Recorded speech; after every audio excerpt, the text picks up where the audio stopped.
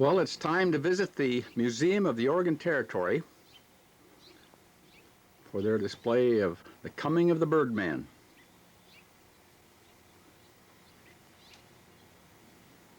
A 6-month display at the museum in Oregon City overlooking the Willamette Falls.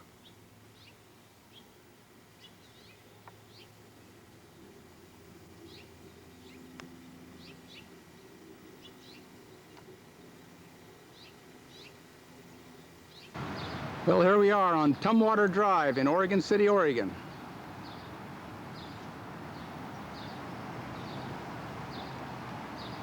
Museum of Oregon Territory.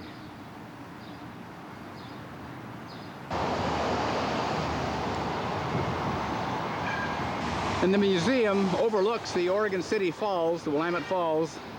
Of course, there's not much water in the river, so it's not much of a fall today.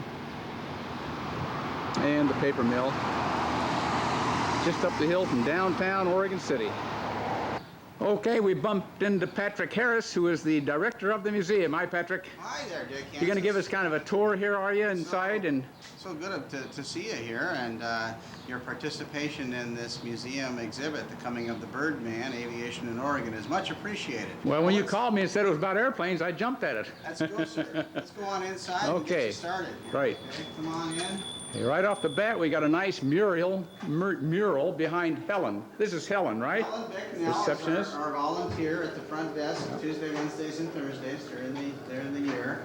Behind Helen, we have a mural that has been loaned to us by Boeing in Seattle, and that's the history of their participation in flight, which of course everybody knows was quite extensive in the Northwest. Is that Eddie Allen rolling the 707 over Lake Washington? I would say you've Looks got that like exactly it, doesn't it? correct. Yeah. And then over to the right side there, Dick, you see the airway beacon system, of course, was certainly very critical to early navigators of the air. Coming up the Willamette Valley anyway, huh? This was in southern Oregon, and this particular beacon, which you see still works, has been loaned to the exhibit by the Oregon Aviation Historical Society based out of Cottage Grove. Hey, great. Patrick turned that light off. It was pretty bright. Now, this is part of the what they call the airway beacon system, huh?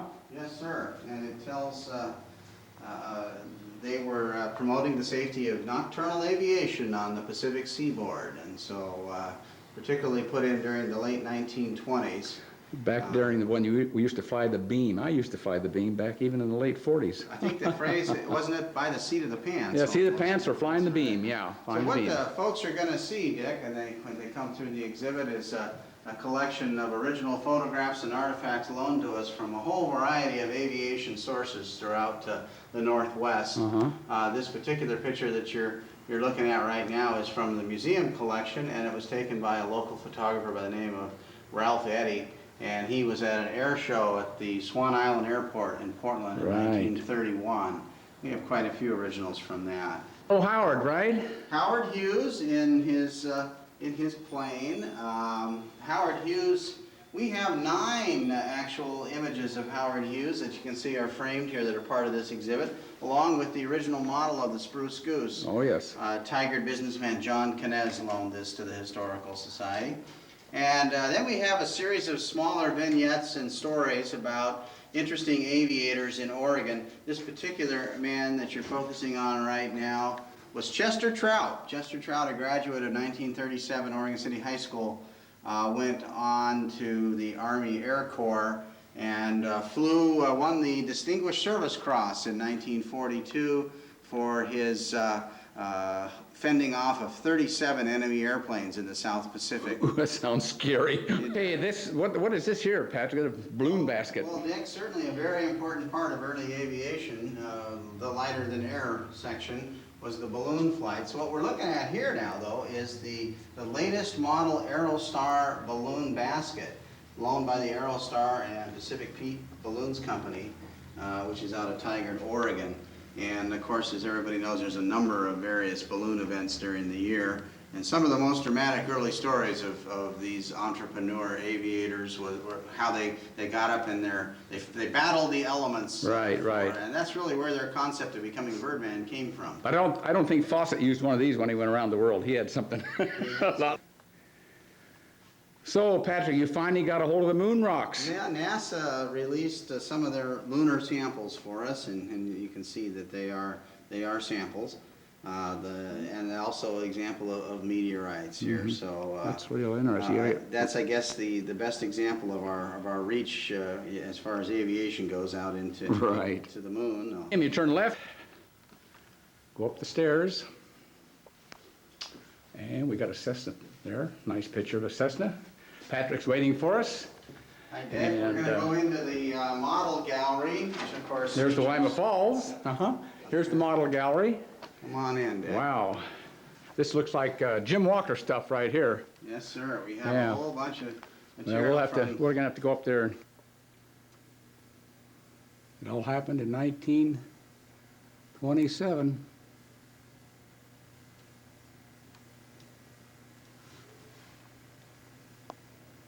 Walker owned American Junior Aircraft in Portland and became the biggest manufacturer. 1941, Air Trails magazine, picture of Jim Walker flying radio control.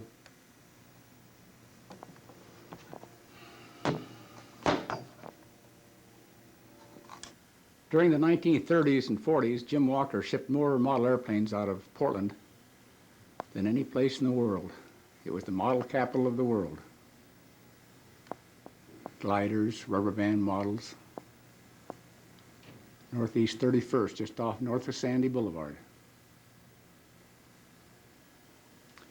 This display we're looking at here is from the Frank Macy collection. Frank is in charge of all the American Junior Aircraft memorabilia. He's located in McMinnville, Oregon now.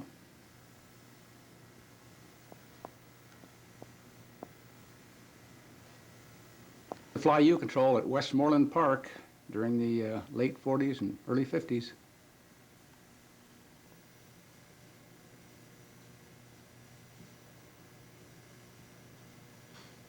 This is where most of Frank's, this is where most of Jim's aircraft went in the military. There's Jim putting on one of his shows. He was a showman. 1930s, 40s photo. That's where we started. Greenwood Hobby Shop in Seattle. U-Control. Jim Walker's famous Fireball U-Control. There's one of his rubber band powered models. I guess they called that the Hornet.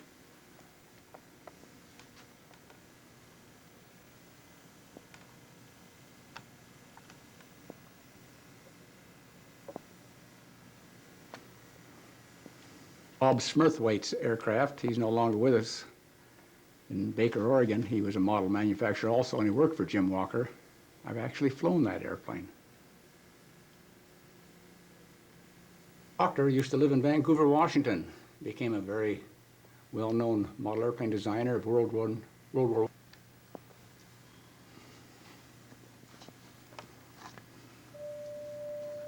Lou Proctor started out in San Diego, California. The company is now located at the Fire Baby. We used to buy those in. There's a genuine Fireball. Jim Walker design. Made him famous. Well, there it is in all its glory before it was covered. 100 inches.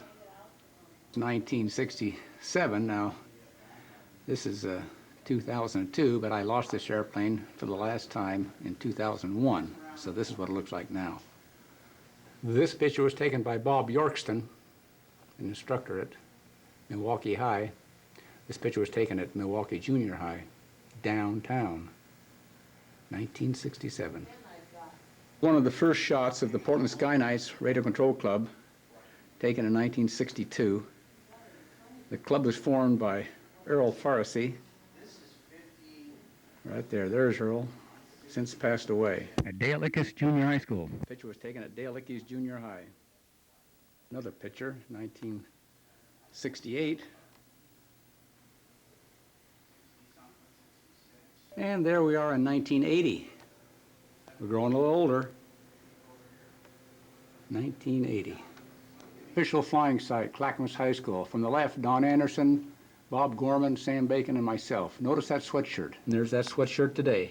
That was 1968. And what have we down here?